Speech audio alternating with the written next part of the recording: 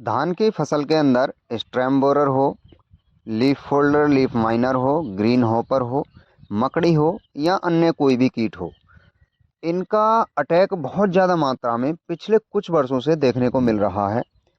जैसे ही बालियां बनने का प्रोसेस हमारी धान की फसल के अंदर शुरू होता है, तो इन सभी कीटों का प्रकोप बहुत तेज़ी से बढ़ता है। अगर आप समय रहते इनका ट्रीटमेंट ना करें, तो कई बार 15 से 20% तक हमारी फसल का उत्पादन गिर जाता है। और जब ज़्यादा भयंकर अवस्था इन कीटों के प्रकोप की हो जाती है, तो ये प्रोडक्शन 50% तक भी कम हो सकता है।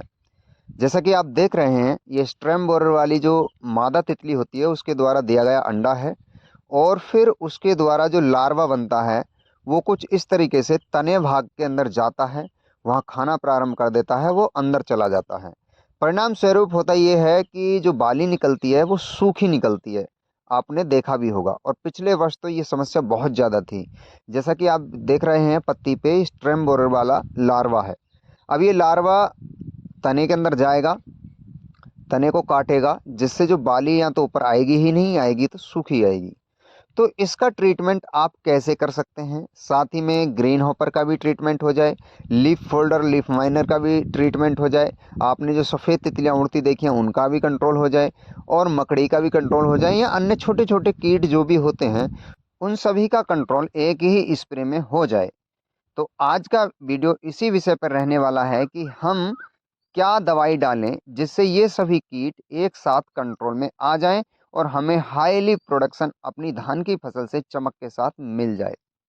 तो दोस्तों, वीडियो में आगे बढ़ने से पहले आपसे निवेदन है, आप पहली बार अगर हमारे यूट्यूब चैनल पर हैं तो प्लीज़ सब्सक्राइब ज़रूर कर लीजिएगा, और साथ ही बेल आइकन बटन को भी प्रेस कर लीजिए। वीडियो की जानकारी यदि यूज़फुल लगे तो अपने मित्रों के साथ इसे साझा भी कर सकते हैं, और कोई राय देनी हो, पूछनी हो, तो कमेंट सेक्शन आपके लिए खुला है, आप पूछ सकते हैं या बता सकते हैं। देखिए दोस्तों, जो कीटों की साइकिल रहती है या कीटों को नियंत्रण करने का तरीका रहता है, या तो हम दवाई लगाएं हाईली सिस्टमिक, या साथ ही कॉन्टैक्ट इंसेक्टिसाइड भी दें, या दोनों प्रकार की दवाई आप दे सकते हैं, यानी हाईली सिस्टमिक भी हो और कॉन्टैक्ट इंसेक्टिसाइड भी हो। तो जो कीट पत्तियों के ऊपर रहते हैं, ऊपरी सिरे पर रहते हैं, अंदरूनी भाग में नहीं रहते हैं, उन्हें कॉन्टैक्ट इंसेक्टिसाइड से भी मारा जा सकता है और सिस्टमिक इंसेक्टिसाइड से भी मारा जाता है। लेकिन अगर मैं बात करूं स्ट्रेम बोरर की, तो आप इसे कॉन्टैक्ट इंसेक्टिसाइड से नहीं मार सकते, चूंकि ये तने के अंदर रहता है। तो इसके लिए हमें बहुत ही हाई प्रोफाइल वाला सिस्टमिक इंसेक्टिसाइड चाहिए होगा। तो यहाँ कॉम्बिनेशन का विशेष ध्यान रखें कि धान की फसल के अंदर जब भी आप स्प्रे कर रहे हों, इन सभी कीटों को रोकने के लिए, तो आपको कॉन्टैक्ट एंड सिस्टमिक इंसेक्टिसाइड लेना ही पड़ेगा। तभी जाकर आप स्ट्रेम बोरर, लीफ फोल्डर और ये ग्रीन हॉपर, मकड़ी या अन्य कीट जो भी दिखाई दे रहे हैं, इन्हें बड़ी आसानी से आप कंट्रोल कर पाएंगे। और थोड़ा सा मैं आपसे कहूँगा कि हमें मालूम है कि पिछले कुछ वर्षों से ये रोग बहुत ज़्यादा मात्रा में हमें धान की फसल पर देखने को मिलते हैं, तो हम इनका प्रिवेंटिव होकर भी इलाज करें। क्योंकि कई बार ये होता है कि जब रोग आ जाता है तब हम ट्रीटमेंट देते हैं, तो उससे कुछ परसेंट तो रुकता है और कुछ परसेंट शेष रह जाता है, और उसका नुकसान हमें प्रोडक्शन के रूप में जब हमारा कम हो जाता है तो वो देखने को मिलता है। तो जो दवाई है वो इस तरीके से कि आप इमामेक्टिन बेंजोएट 100 ग्राम पर एकड़ की डोज से लेंगे।